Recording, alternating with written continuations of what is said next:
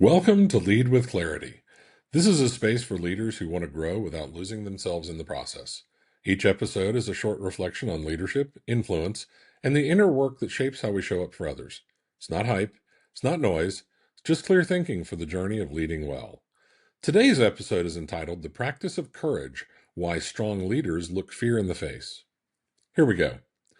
There's a version of leadership development that is all about mindset, positive thinking, reframing anxiety, visualizing success before you've earned it. That's not what we're talking about today. Today we're going back to something older, something harder, something that Eleanor Roosevelt understood that many modern leadership frameworks have quietly softened into irrelevance.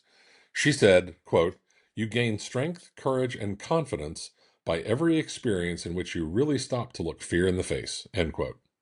Simple sentence, enormous weight. Let's say that again slowly. You gain strength, courage, and confidence by every experience in which you really stop to look fear in the face. Notice what she did not say. She did not say you gain those things by eliminating fear.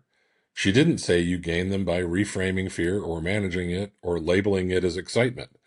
She said you gain them by looking at it directly, by stopping, by facing it. That's a fundamentally different instruction than most of what we give leaders today. I've worked with executives who are extraordinarily competent, brilliant strategists, thoughtful communicators, and yet they carry conversations that they've never had, decisions that have circled for months, feedback they have swallowed because the timing never felt right. The avoidance is rarely obvious.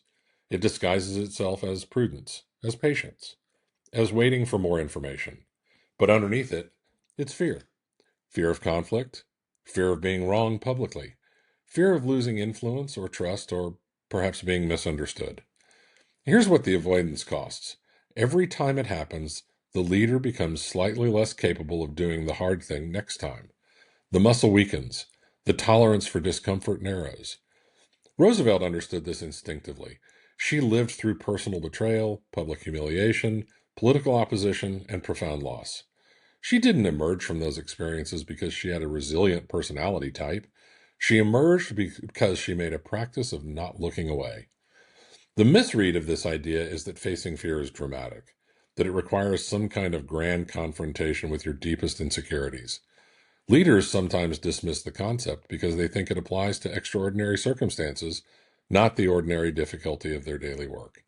But that's not how Roosevelt framed it. She said every experience, the difficult performance review, the board presentation on a shaky quarter, the peer conversation about a boundary that keeps getting crossed, the decision that has no clear right answer. Every one of those is an opportunity to look fear in the face, or to look away. Here's the reframe that matters for leaders in particular. Courage is not a character trait you either have or lack. It's a practice record. The leaders with the highest capacity for courage are not built differently. They are practiced differently. They have a longer history of choosing to face things rather than delay them. And that history compounds. Every time you walk into the conversation you were avoiding, you're not just solving the problem, you're building the capacity to face the next one. The strength that Roosevelt describes is not metaphorical, it's functional. It is a real leadership infrastructure. Think about one place in your current leadership where you are looking away from something, not because you lack the skill to address it, but because the discomfort of addressing it has become more familiar than the discomfort of its consequences. That's the place that Roosevelt is pointing at. That's where the growth lives. You don't have to solve it today, but naming it honestly, which is itself a form of facing it, changes your relationship to it. Leadership is cumulative.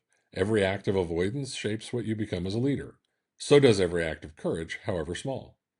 Roosevelt spent a lifetime proving that the path to strength runs directly through discomfort, not around it, through it. The leaders worth following are not the ones who feel no fear. They're the ones who have practiced facing it long enough that it no longer decides the outcome. That practice starts with a single choice. Today's choice. Look at it directly and take the next step.